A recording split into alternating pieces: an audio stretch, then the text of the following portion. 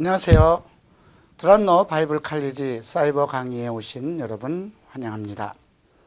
오늘부터 동성애 사랑인가에 대해서 함께 공부할 이요나 목사입니다. 먼저 저는 이 강의를 4부에 걸쳐서 16강 정도 강의를 하게 될 것입니다. 먼저 1부에서는 동성애 이슈에 대한 접근을 하겠습니다. 맨 먼저 동성애 문화, 동성애와 인권, 동성애와 정치 이 부분을 다룰 예정입니다. 2부에서는 동성애 정의에 대한 논쟁, 또 동성애의 원인, 생물학적인 원인과 정신의학적인 원인을 다루고자 합니다. 3부에서 이제 우리가 동성애 성경적 고찰을 다루게 되는데요. 성경 전체에 나와 있는 동성애에 관한 하나님의 말씀을 살펴가면서 그 말씀의 배경과 또 그걸 통해서 우리에게 전달하고자 하는 하나님의 메시지를 우리가 살펴보게 될 것입니다. 마지막으로 이제 그럼 동성애를 어떻게 상담하고 어떻게 치유할 것인가, 이것은 매우 중요한 과정이죠.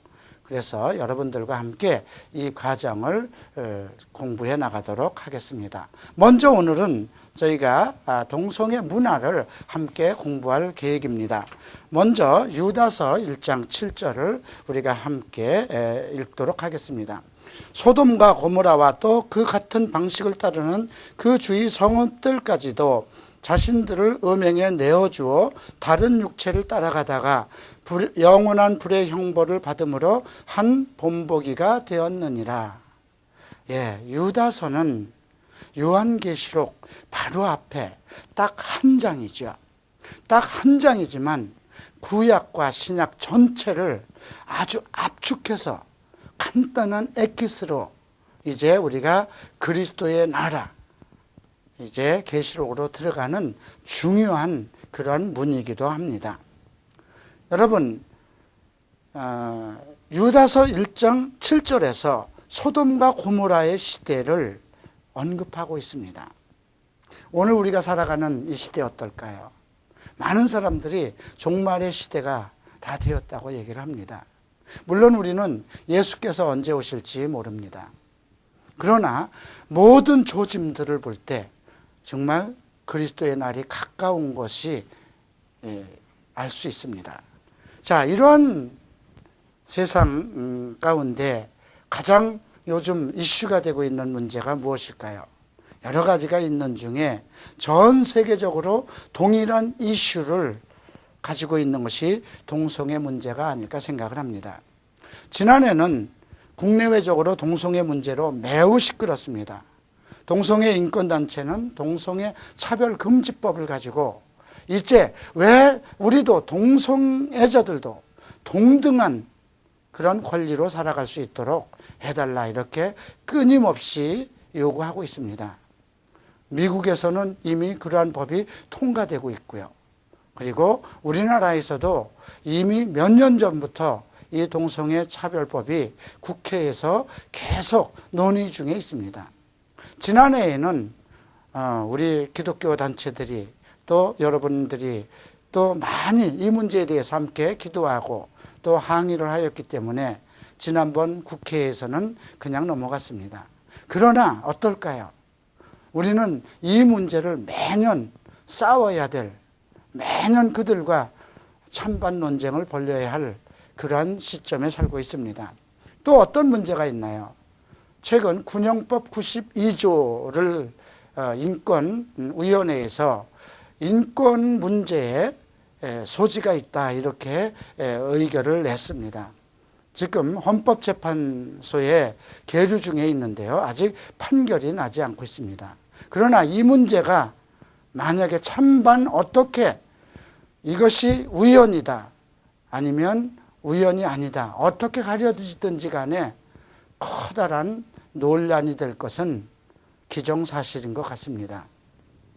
자, 이러한 가운데 우리가 이러한 동성애에 대한 문제를 어떻게 봐야 될 것인가, 이런 문제를 좀 접근해 보고자 합니다. 먼저 많은 사람들이 동성애를 문화로 보고자 합니다. 과연 문화일까요? 여러분, 문화에 대해서 한번 생각해 보십시다. 예, 어떤 것이 문화인가요? 우리는 문화 속에서 살고 있습니다. 좋은 문화도 있습니다. 이제 곧 추석이 되면 우리가 모두 고향으로 내려가서 부모 형제들과 함께 한복을 곱게 차려입고, 그리고 믿지 않는 사람들은 조상들에게 차례와 성묘를 지냅니다. 이런 것이 우리는 문화입니다.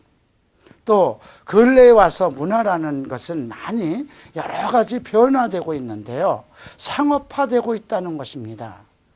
그래서 많은 연예인들을 통해서 나타나는 많은 그러한 문화가 새롭게 만들어지고 있는데요, 우리나라에서 다른 나라와 달리 만들어진 문화가 어떤 것이 있을까요? 예, 노래방 어떻습니까? 또 찜질방 어떨까요?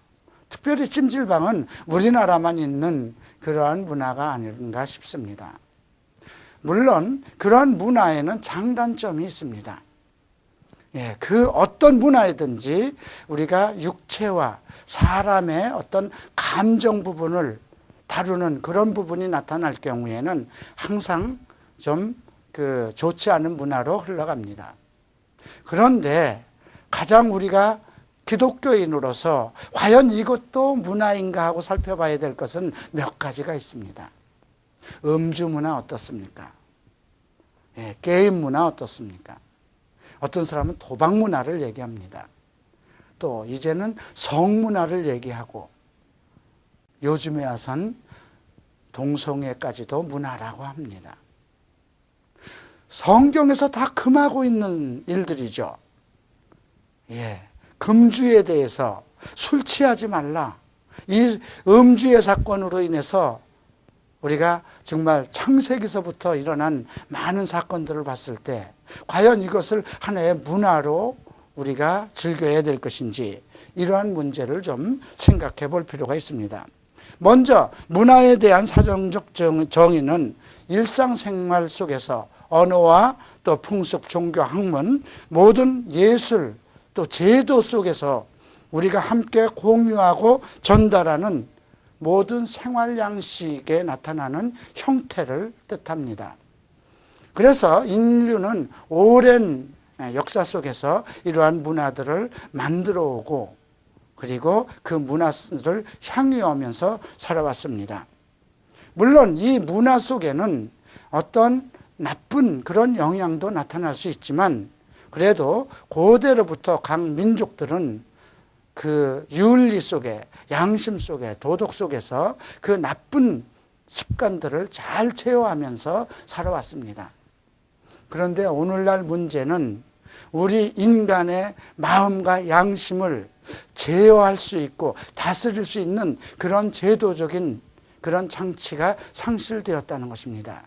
이제 엄청난 그 상업적인 기술을 통해서 나타난 정말 바람직하지 못한 문화들이 온 세상을 뒤덮고 있다는 것입니다.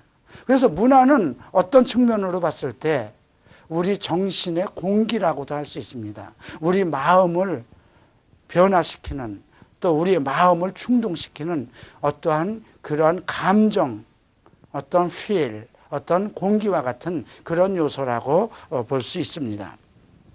자, 요즘 여러분 텔레비 어떻게 보십니까?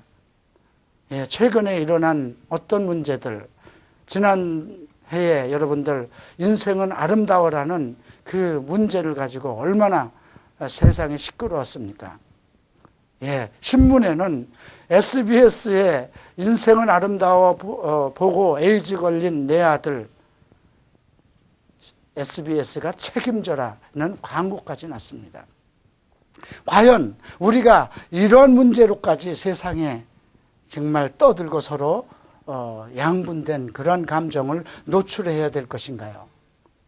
이것이 동성애가 가지고 있는 그런 사회적인 큰 문제이기도 합니다.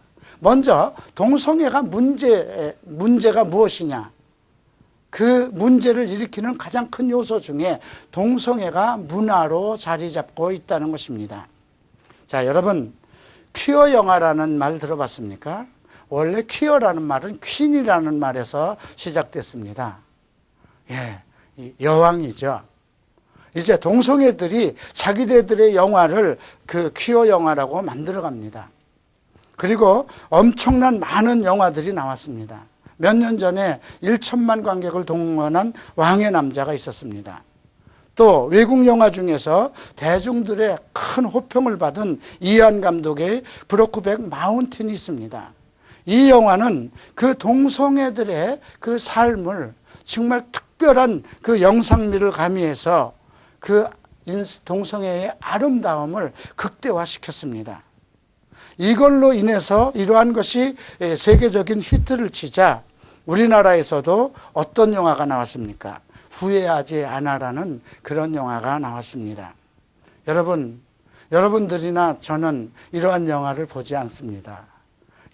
우리는 그리스도 안에서 하나님께서 우리에게 주신 많은 아름다운 교회 문화가 있고 또 좋은 습관들이 있습니다. 그러나 문제는 우리 아이들입니다. 우리 자녀들입니다. 아직 성적인 것과 아직 선과 악을 구분을 할 수 없는 우리 청소년들이 어떻게 이 문제를 감당할 수 있을까요? IT 문화가 발달되면서 이제 아이폰이라든가 모든 스마트폰, 인터넷을 통해서 음란물이 쏟아져 들어오고 있습니다. 또 선정적인 춤과 영화들이 젊은이들을 사로잡고 있습니다. 정말 어떻게 피해 나갈까요? 이제 국가에서는 이들을 다스릴 수 있는 제도적인 방법이 상실되어 있습니다. 또 교회에서는 그들을 교훈할 수 있는 그러한 장치도 점점 상실되어 가고 있습니다. 자, 한 가지 여러분, 작년도에 큰 문제가 되었던 김수현 작가의 인생은 아름다워에서는 정말 꽃미남이라고 일컫는 두 스타를 동성애 커플로 이제 등장시켰습니다. 그들이 주인공을 했습니다. 이걸로 인해서 계속 찬반 논란이 일어났고 뜨거운 문제가 일어났습니다만 저는 그 김수현 작가가 그 정말 국민 작가라고 칭송을 받고 있고 그 노령에 정말 열심을 다해서 쓴 그 내용을 보고 거기에서 문제점이 있는 것보다 그분의 말이 상당히 큰 문제가 있는 것, 그분의 의식에 커다란 문제가 있는 것을 발견했습니다. 어느 한 그 전화 인터뷰에서 그는 동성애는 우리가 배울 수 있는 것이 아니다. 인종과 피부와 같이 타고난 것이다. 이렇게 얘기를 했습니다. 과연 그럴까요? 그러면 타고난 것이라면 우리 기독교인들이 얘기하는 것은 말이 안 되는 것입니다. 그리고 타고난 사람을 동성애자로 타고난 것을 성경에서 정죄하였다는 것 그 자체도 모순입니다. 동성애가 타고난 것이면 죄로 정죄해서는 안 된다는 것입니다. 여러분, 그러나 성경에서는 이 문제를 어떻게 다루고 있을까요? 열왕기상 14장 24절에는 또 그 땅의 우상 신전에는 남창들이 득실거렸다. 이와 같이 유다 백성은 여호와께서 이스라엘 민족 앞에서 쫓아내신 이방 민족의 더러운 습성을 본받아 그대로 행하였다. 하나님을 믿는 유대인들, 거룩한 백성이라고 칭호를 받는 그 백성들이 그 지역에 있는 이방인들의 어떤 동성애 습성에 빠지고 본받았다는 것입니다. 혹시 여러분 2008년도 4월 달에 그 보도된 대구 달서구 초등학교 6학년 학생들의 사건을 아십니까? 그들이 케이블 텔레비나 그 다음에 인터넷을 통해서 동성애에 대한 그러한 음란물을 보고 100여 명이 가까운 하급생들에게 동성애 행위를 했다는 것입니다. 과연 이것이 그 대구에서만 일어난 사건일까요? 우리나라 전국에 있는 우리 아이들에게는 전혀 관계없는 문제일까요? 여러분, 동성애는 문화가 아닙니다. 동성애는 죄일 뿐입니다. 우리 성경에 기록되어 있는 것처럼 음행하는 자, 간음하는 자, 술 취하는 자, 남색하는 자, 이 모든 자들이 모두 다 하나님의 나라를 상속으로 받을 수 없다고 기록된 것 같이 동성애는 죄입니다. 동성애는 절대 문화가 아닌 것입니다. 여러분, 우리 인간은 영과 혼과 육으로 창조되었습니다. 우리가 예수를 믿음으로 우리의 영은 구원을 받았습니다. 우리의 육체는 음식을 먹으면 좋은 것은 우리 몸 안으로 들어가고 나쁜 것은 나가게 되어 있습니다. 우리 안에는 양심의 능력이 있고 그리스도를 믿는 사람들은 선한 것이 살아있어서 악한 것을 볼 때 그 나쁜 것을 밀어내게 되어 있습니다. 그런데 우리가 눈으로 보고 귀로 듣고 많이 습득하고 공부하고 체험하는 이러한 많은 잘못된 것들이 우리 안에 들어가면 그것은 내 마음 한 부분을 자리 잡게 됩니다. 그 자리 잡은 것이 나의 인격이 된다는 것이죠. 나라는 존재는 무엇일까요? 내 마음, 내 말하는 것, 내가 행동하는 것, 나의 생각, 이것이 나의 주체입니다. 그런데 이것이 잘못된 것으로 가득 찼다면 나의 인격은 그렇게 변하고 말 것입니다. 여러분, 동성애는 문화가 될 수 없습니다. 동성애는 성경에서 말씀하시는 것처럼 동성애는 죄입니다. 오늘은 동성애 문화에 대해서 함께 살펴봤습니다. 이어서 다음 강의에는 동성애 인권에 대해서 함께 공부할 것입니다. 감사합니다. 다음 강의에 뵙겠습니다.